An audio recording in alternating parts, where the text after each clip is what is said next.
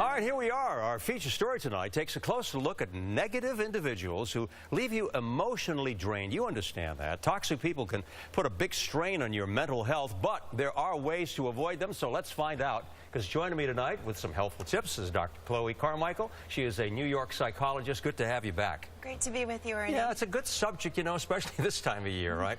I read a quote once, and it said, people are like elevators. They can bring you up or down. Exactly. A lot of truth to that, right? Yeah, you have to be careful. Very well said. Yeah, well, you have some typical types of personalities, and we're going to kind of break it down right now, because the first one that you come up with is that narcissistic personality. Tell us about that and what we can do about it. Sure, Ernie. Well, psychologists say that there are two types of narcissists. There's the benign narcissist, which is fine. They just like to look in the mirror. And then there's the malignant narcissist. Ooh.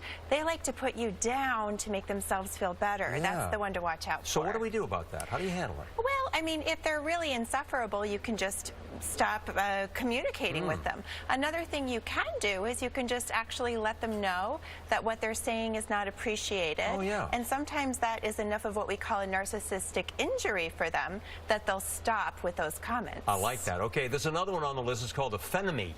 Kind of a jealous type, right?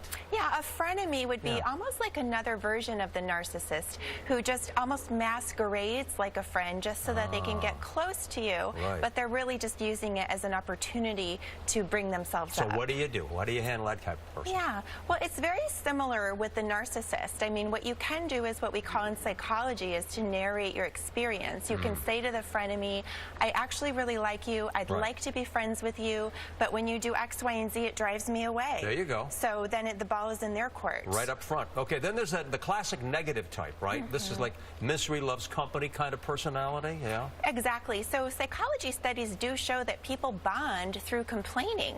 And so sometimes that negative person is actually just trying to get closer to you. Yeah. So what you can do, again, is to narrate your experience. You can say to the person, I realize that sometimes people bond by suffering together. Right. I'm someone who bonds through positivity. So what do you think that we try to focus on the positive today? Good. Yeah, that makes a lot of sense. I like the good advice you're giving us. Okay, then we have like the personality that's kind of a combination, a seductive type person and someone who is overly dramatic, right? Well, drama and seduction do sometimes go together. Yeah. And those people can actually be a lot of fun. Yes, they can. They're very attractive in many ways, right? Yeah, the trick is just to learn how to set some boundaries around them. So that's the person that might call you at midnight because they've just discovered their curtains are the wrong color or their life is in shambles. And for them, it might be one and the same. So what you can do with somebody like that is you can say, look, I'm really glad that you feel you can call me, but I can't do this right now. Could we do it at, say, 10 a.m. in the morning? And if they can respect you, then that's great. Then they can continue to bring that drama and pizzazz without having it go overboard. Yeah, basically you say for us to be cautious and be upfront and honest. You've also come up with something, an acronym for toxic, right? Explain that. Exactly. Yeah. So in toxic, the T is to just, first of all, try tabling the issue. Sometimes we jump to thinking someone's toxic when maybe they're just having a bad day. The O is for out. We do always have an option and even a responsibility to get out of a relationship if we're really labeling it as toxic. Yeah. X.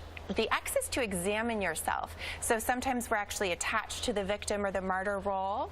And the I is to invite the person to talk. Sometimes people say that, you know, they've just never even put their feelings out to the person. And the C? And the C is to chat with your support network. If you feel like you've tried everything and you're at your wit's end, talk to a friend, a therapist, clergy, get some support. All great advice. Dr. Chloe, thanks so much for being here. Okay, Thanks, good holidays too. You too. Thanks a lot.